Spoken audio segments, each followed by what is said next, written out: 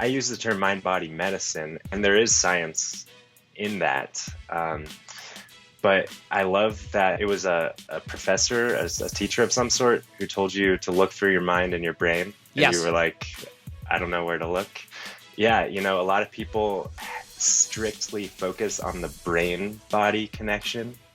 And there is absolutely, I mean, that's where the science is in terms of the wiring between the brain and the body, the different neurons that travel up and down and connect and animate our physical body. There is scientific, physiologic, mechanical connections between our brain and our body. When it comes to mind body, we're talking more in the realm of outside of physical form into the realm of formless energy. My name is John Levine, and I'm a certified health coach determined to help people reclaim health and happiness. My approach to health is compassion and looking at the whole person and understanding each person's unique set of health issues. I can and will help you reverse the chronic health issues you're dealing with. I hope you enjoy my show, The Whole Truth Podcast. Thank you for the support, and God bless you, my friends.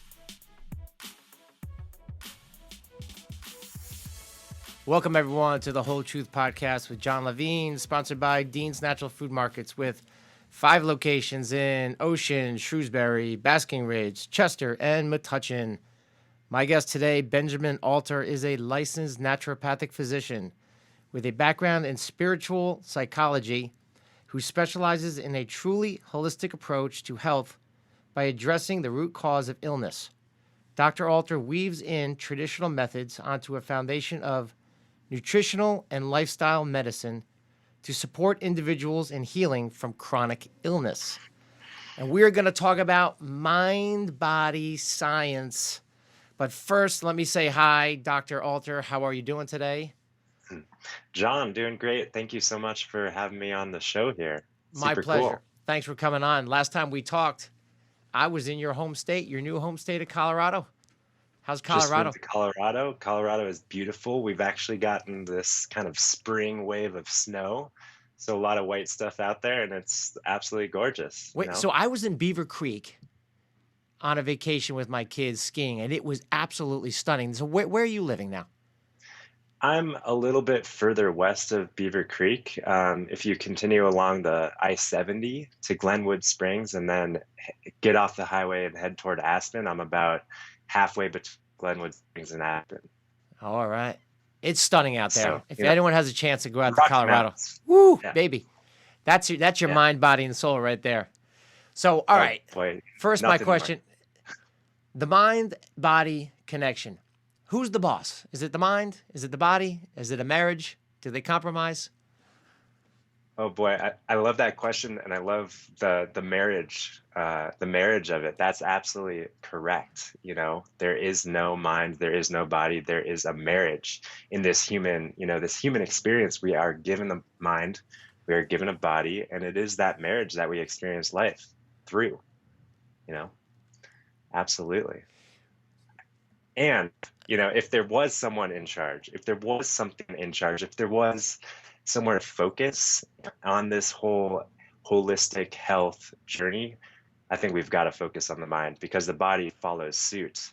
If I've worked with a number of people over the years, and I'm sure we'll get into it, but people can be doing all the things, eating all the kale, drinking all the smoothies, doing all the detox protocols, and if their mind is not also aligned with that process, healing is not going to be as graceful, enjoyable, and it might just, people might continue to deteriorate in areas of health. So, So there is a boss. It is the mind.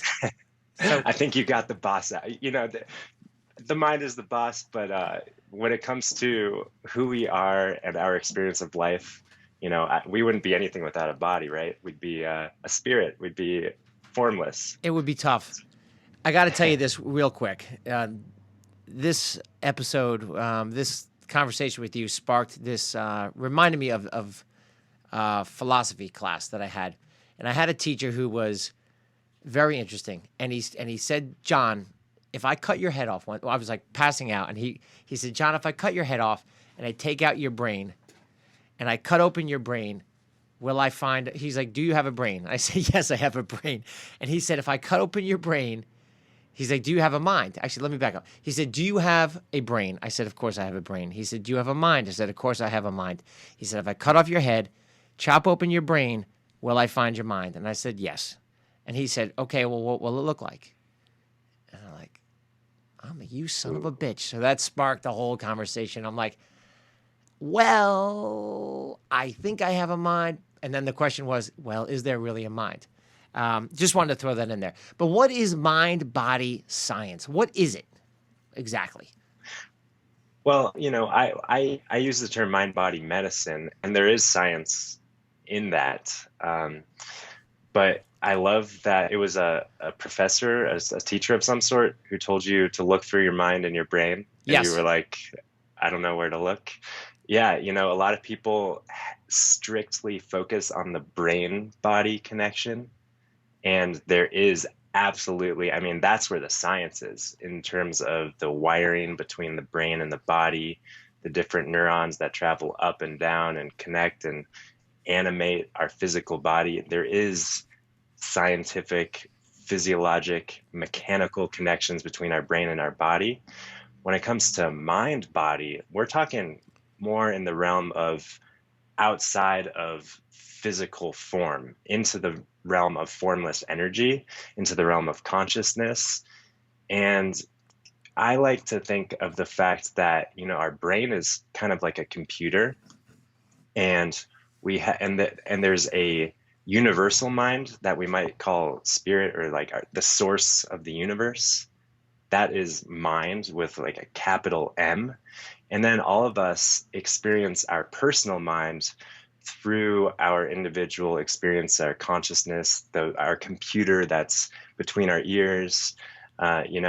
So mind is experienced through consciousness to give life in this journey of, our existence.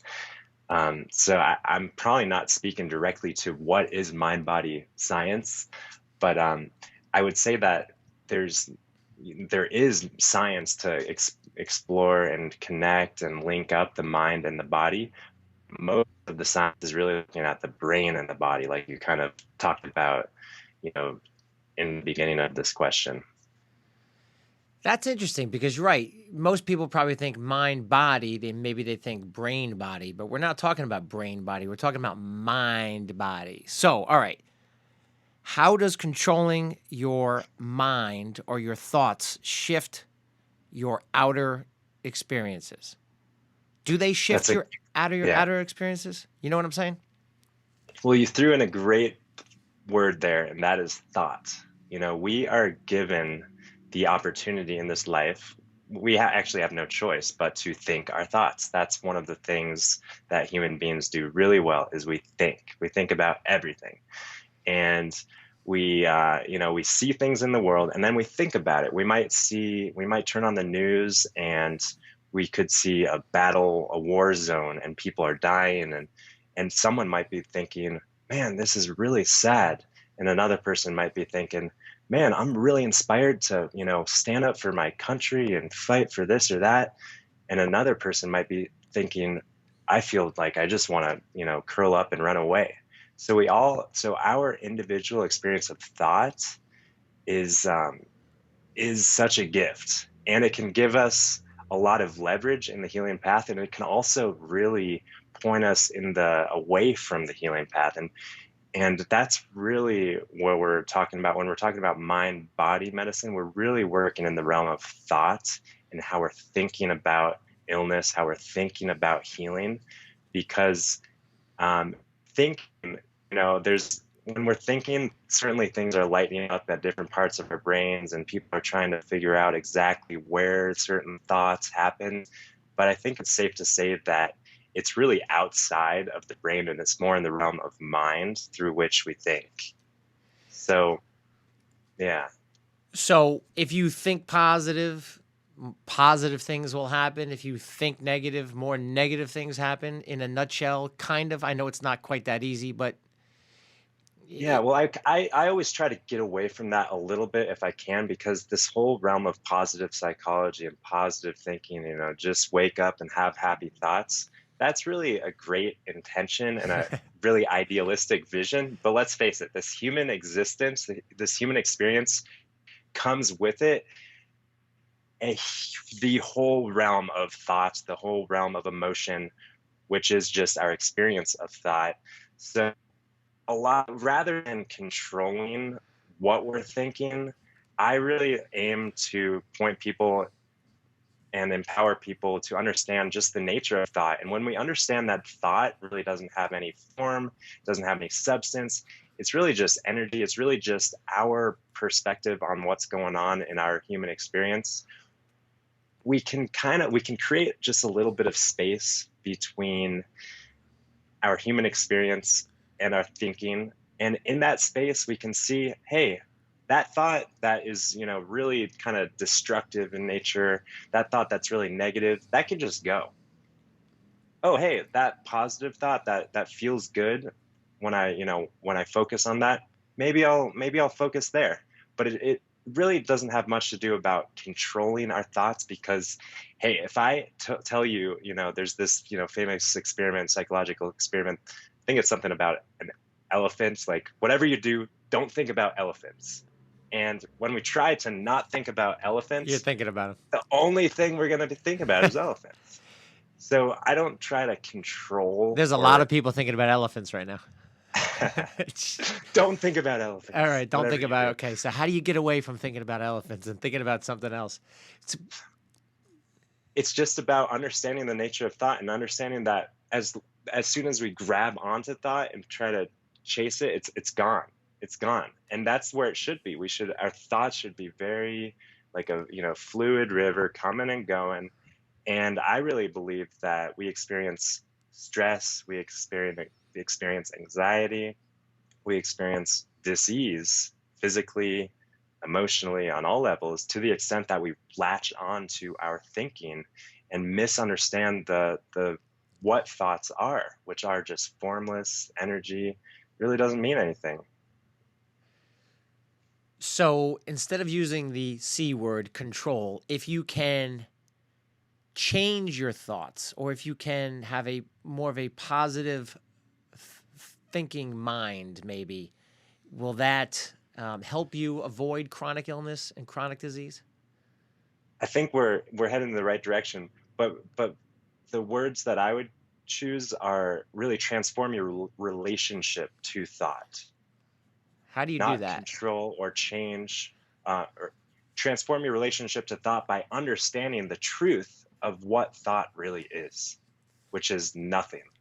It's nothing, it's formless. It's just ideas, imagination, creative energy.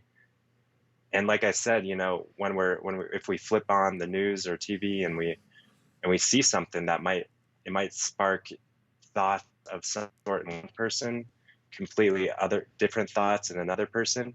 So it goes to show you that our outer experience, is really nothing until we think it. And our thoughts are our own creative ideas and philosophy based on what has happened in our life and what's present in the realm of mind and our personal mind at any given moment. So a lot of, yeah. So we're kind of, getting into the weeds and like in fairyland, not really grounded in the substantial, presence of the human experience. But, that gives you an idea of really where, and I'm not really generally having these kind of conversations with clients or patients. But, to back up a little bit and not to throw off the conversation or the course of it, but when we're talking about really healing holistically, a lot of people are focusing, like we kind of talked about, just on lifestyle behavioral stuff, just on things, diet and exercise and things like that. And if the mind is not aligned with that, and to go a step further back, even some people's issues are not nutritional deficiencies or anything like that. Sometimes the issue is purely stress related. And stress, like I was saying, is really our misunderstanding of the nature of thought. Because in any moment, literally any moment, all stress in someone's experience can be totally lifted, dissolved. There need not be any sort of meditation, no yoga class, no nutritional therapy, no run or exercise program. In any moment, like in the thick of the storm, it can totally be gone. So The I like to stress. stress, which is kind of a broadly used word that just means, could mean tension, could mean dis-ease.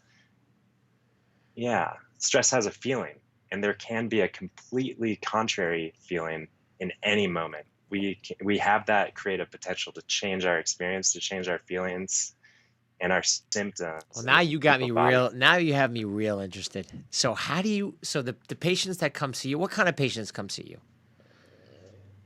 Well, a lot of people, struggling with, generally people have some kind of pre-diagnosed condition, whether it's an autoimmune condition, whether it's cancer, whether it's chronic digestive issues. On rare occasions, people do just want to kind of, they're already pretty healthy, but they just want to be a little healthier. I love working with people who are just optimizing their health, but let's face it, a lot of people have crazy chronic diseases that, are kind of mysterious in nature and, don't quite fit in these, poorly defined boxes that we're creating. There's tens of thousands of diagnoses out there, and more conditions don't even fit into those 10,000 diagnoses. So those kind of more mystery kind of diagnoses and Right. stuff. So we also talking about like childhood and adult traumas. We're all traumatic. We've all had traumatic experiences to some level. They vary clearly, but so I guess what you're kind of saying potentially is accepting them and recognizing them, and then letting them go. Is that a way of? Well, I don't ever really intend to dive into past traumas and I do have background, I do have a master's in psychology and do some counseling and coaching around the nature of traumatic events and stuff. But really, my approach is not to go back in history and relive and heal and process and fix everything that happened in the past. My approach is really to be present with the moment that is with us right now, because we can either be in the present moment or we can be not in the present moment. And it's only not in the present moment where there's trauma. If we're in the present moment, there's no trauma. This is not traumatic for you talking to me one on one. Are you? Are you? Well, Are you? I've been more traumatized. I'm just. No, this is great. This is great. This is great. I love what you're doing. This is a little bit different, obviously, than your traditional go to the doctor. Doctor has a little bit of time, and I always get on this rant. I don't want to get into it. I kind of believe what you believe. We talked on the phone. We had a really nice conversation. I believe that looking at the whole person, one individual person at that moment, understanding what they need and giving them what they need, because there's only one Dr. Alter that lives in Colorado. There's only one John Levine, and giving that person what they need, a tailored approach, some caring. I think that's the way. I think that's what's going to work. I don't think you don't think so, or you do. No, I'm not. Yeah, absolutely. I'm nodding in circles. 100%. Yeah. I just think it's Um, so tough. It's everything. We're so fast paced, and I know time is a commodity. It's about time. Let's get this done. Let's get this done. I don't have time. I need to squeeze this workout in. I need to squeeze this in. I don't have time. I totally understand that. I don't have much time either. I have 3 kids. It's crazy. It's crazy. But when it comes to someone who's sick, the system is broken. The system is broken. Clearly, it's not working. People get better, in my opinion, when they feel like someone is in front of them, caring about them, thinking about them, only about them, and at that moment, spending time with them and giving them a tailored approach. And the way it is now of, hey, my insurance doesn't cover this doctor, my insurance covers this doctor. It's such a negative, stressful event. The whole system is set up so poorly that it doesn't heal disease. It kind of keeps it moving along, quite frankly, in my opinion. But that's where you come in, and we're like-minded, and that's why I wanted to have you on the show. I don't know if you agree with me, or if you're... Yeah, 100%. I mean, people talk about it being a disease management model much more than a healthcare model, and that's 100% accurate. And back to the idea of mind body, even in the best functional medicine clinics, they're spending an hour with patients, they're going over labs and going over all these, expensive tests and giving really tailored supplements and nutrition plans. I think most of the time there's a huge part that's totally deficient in the conversation, which is mind and mindset. And people talk about, oh yeah, make sure you have healthy relationships, make sure you, meditate, de-stress and manage things. But there's still a misunderstanding of what stress really is, what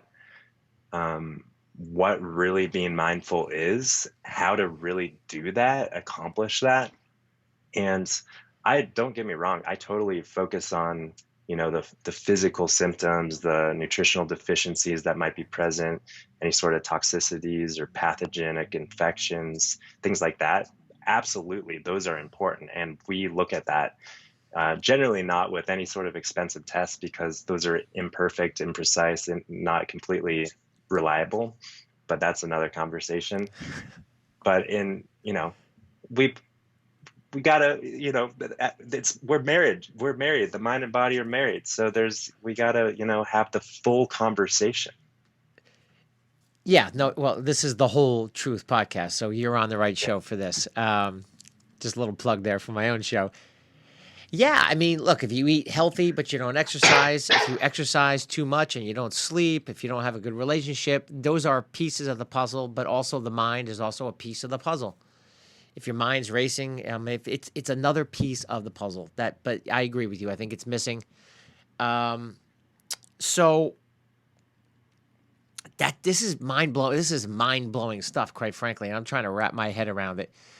If, let's say, I wake up and I had a bad dream, or let's just say, like, I had a bad day the day before, just my mind's racing. What do you do to calm your mind down, to try to, like, clear it and clear those thoughts? Like, how do you get back to the present moment and shut out all the noise? Like, this is really helpful for me because I have a lot of noise. I have, like, right now, Sure. These days, I have a lot of stuff going on, and it can be crazy. And I had a day yesterday, quite frankly, where it was like one thing after the next. I mean, literally one thing after the next. And it was like, what the heck? And my day was just chaotic. Now, I was productive. I wasn't maybe as productive as I should have been, but I didn't necessarily feel so good because I went to bed and I just felt like I was just in a storm all day. Like, my God, it was just like nonstop. And how do you just like clear that out and just... Well, you recognize it is the first thing, right? You recognize it. I'm trying to tap into your energy here, brother. Yeah, let's talk about it, because I think this is where people get hung up. They all know what it feels like to be clear-headed, clear mind, at peace, and we all want more of that. We all crave a peaceful, tranquil mind, because quite frankly, back to the mind, or the more of the brain body science, that's where the peaceful mind is where healing happens. We really can't heal unless we have a peaceful mind. And that's why sleep is so important, because that's really when our mind is at peace. And you talked about a nightmare and waking up from a nightmare. And that is, that can be a stress. And we can, it's interesting that we can even be stressed out when we're sleeping. But quite frankly, if we consider our waking hours in the day, a lot of us need to wake up from our daymare. We need to wake up from the daymare, which we are maybe living in more often than not, right? A daymare. I've never heard that. Wow, that's a good point. And the fact of the matter is that just as our creative thoughts are manifesting at night to create dreams and maybe a nightmare, our creative thoughts are manifesting during the day to create stress, daymares, tension, anxiety, depression. And these are subconscious patterns that might be playing out. But there's a lot of people are focused on you, and you and me similarly are always focused on the doing. Like, what can we do to change this? What can we do to fix it? But I'm telling you, John, in the last, years of my understanding of how the mind works, how thought works, how this human existence plays out, it's not about doing. It's about simply understanding the nature of how the mind works, how the thoughts work, how our consciousness brings everything to life. And when we can understand these kind of principles and ideas, then we can naturally relax. We don't have to do anything, because relaxed peace, tranquility, Zen moments, that's our natural state. That is our natural state. So we just have to take the foot off the gas and just coast and just be with it. And we naturally rise up. We naturally have a buoyancy to us, and also a tranquility to us. And a lot of people are trying to fight with it. I just had a woman on my podcast, and we were talking about these principles, and she used a great analogy, metaphor that I've really never heard of before, despite myself being kind of present in this realm of psychology. But she was saying, if there's waves in water, if there's waves in a lake or an ocean or something like that, a lot of people want to take their hand and like go like this and spread the waves out and just smush the waves. But that just creates more waves. That just creates more noise, more thoughts, more tension, more chaos. And that is representative in our thinking, and we can measure that for sure on an electroencephalogram and our brain waves, and things are crazy and our MRIs are lighting up. But if we just take a step back, like, sometimes literally we just have to like fall back and just lay down in a bed and just let things kind of provide some distance between where we are in our human experience and what's going on in the realm of thought and our mind. And in that space, we can kind of just create enough separation for things to just let go, and then they just fly off. And then we're in the present moment, because I think we all have plenty of experience in our life of being in a really peaceful, loving, present place with ourselves, whether it's with a loved one, whether it's with an animal, whether it's in nature. And people are always saying, oh, I need more nature time. Oh, I need more time with loved ones. Oh, I need more time with animals. And yeah, those things are great. But we have to recognize that the feeling that we have inside doesn't come from nature. It doesn't come from our animals. It doesn't come from our loved ones. It comes from within. And it comes due to the fact that when we're in the presence of all these phenomenal experiences in our life, our thoughts are elsewhere. We're in the present moment. And like we were talking about before, you can either be in the present moment or you're not. And usually in the present moment, it's pretty damn good. It's pretty damn good. Things are great in the present moment, generally speaking. And even if we're in the present moment and there's a car accident, a plane crash, someone's deathbed, we can be in the present moment, be connected with what's happening, have clarity of mind, and through that clarity, we receive wisdom, we receive guidance to act, to move, to respond to a sick person, to respond to ourselves. And we don't have to really focus on the doing. That's my point. We don't have to, there's no protocol or process or thing that we need to do, because the doing just comes as a natural byproduct of being in the present moment. So chill the heck out. Chill the hell out. I'm trying to wrap this up in a bundle here. I love what you're saying. Recognize, understand your thoughts, be in the moment. The moment is usually pretty awesome, and it's less doing. It's just understanding where all these thoughts are coming from, and chill the hell. And meditation really is this meditation? Isn't that meditation It's it's in a it's way? funny because, meditation has become really, really popular, and I think meditation is a great tool to kind of tone the nervous system. So our physical body, back to the body connection, we're wired. And sometimes if we can experience the slightest bit of stress in our outside world and our physical body goes,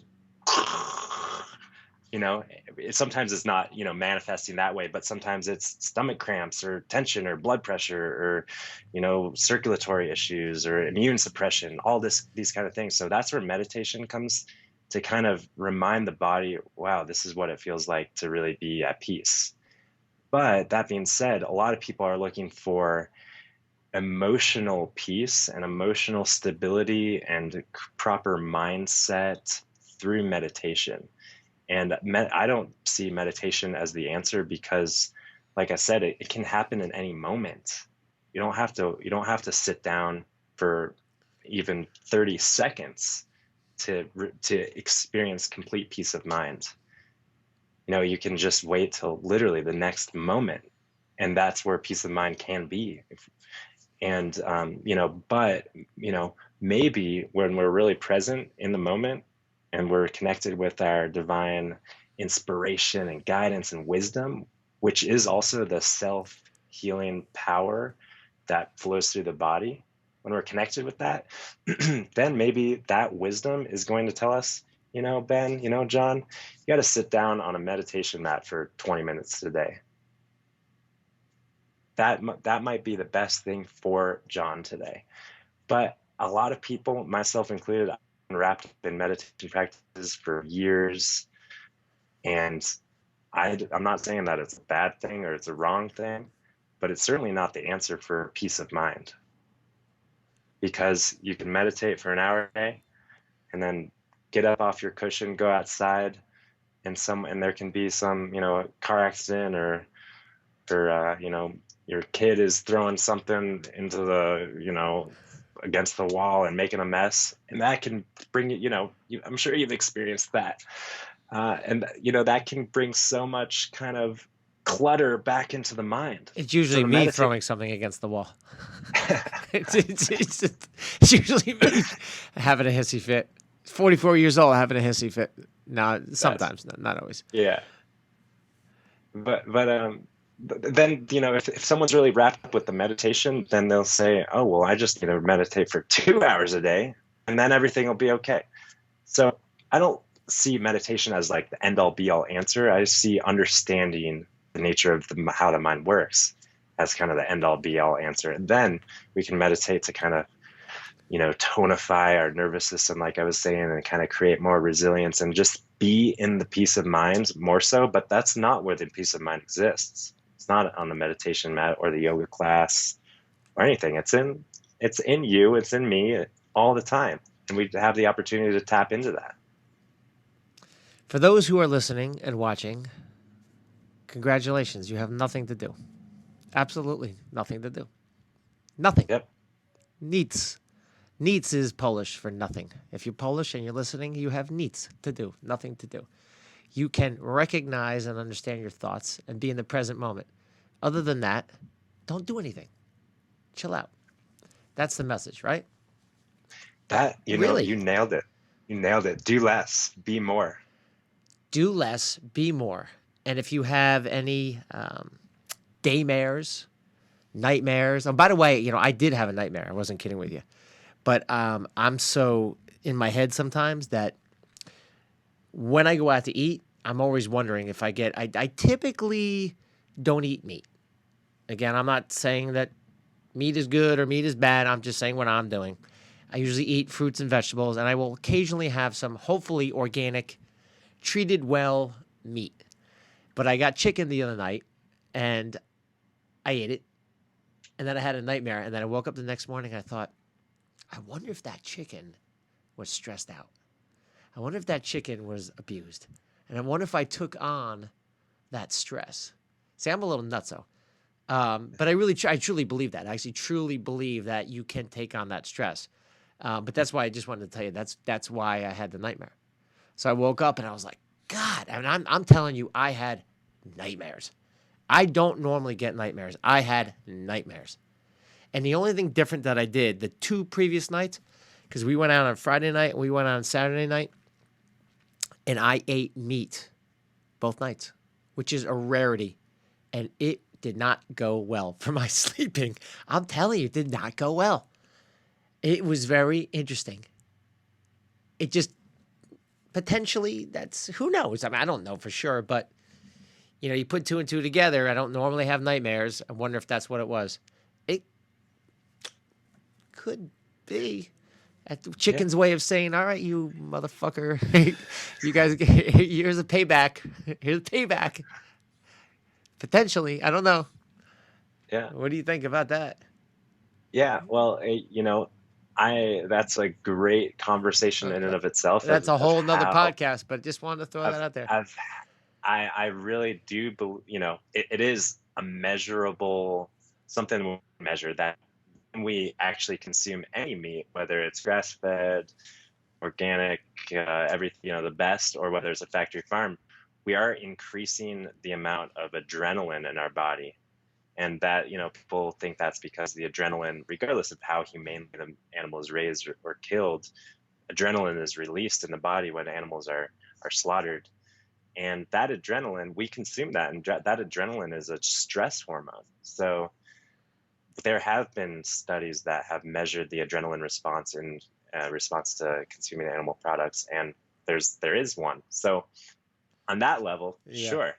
But you also talked about, how you woke up and you were thinking about how, this and that, and that's a really great point, how something can happen. There can be a nightmare or a daymare or anything. And then we think about it. And then we think about it some more. And then we think about it some more. And we think about it some more. And before too long, we have this experience. And then we have these layers of thoughts on top of it. And that can create kind of a real stormy scenario in the realm of our mind. So I'm always encouraging people to just not think about stuff too much and just not make things mean anything, because maybe, sure, maybe it has to do with the chicken and all that stuff, or maybe not. Like, we don't have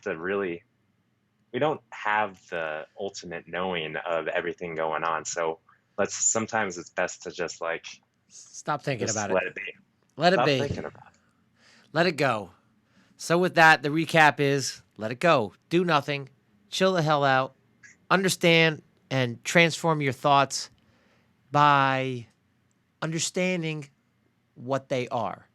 That they are just thoughts. They're not real. Let it go. Let them flow.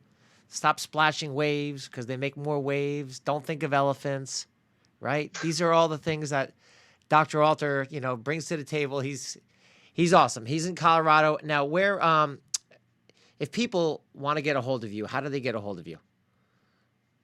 Well, the best thing to do is go to my website, www.alter.health, and that's where people can get a hold of me. I have a practice that's predominantly online, speaking with people over video conference like this. And,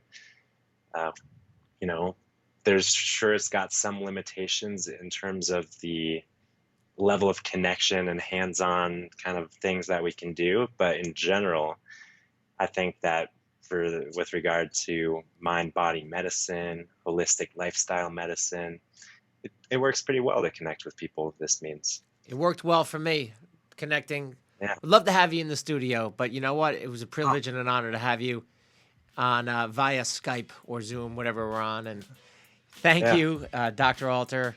Until next time, that is a wrap. Adios, amigos.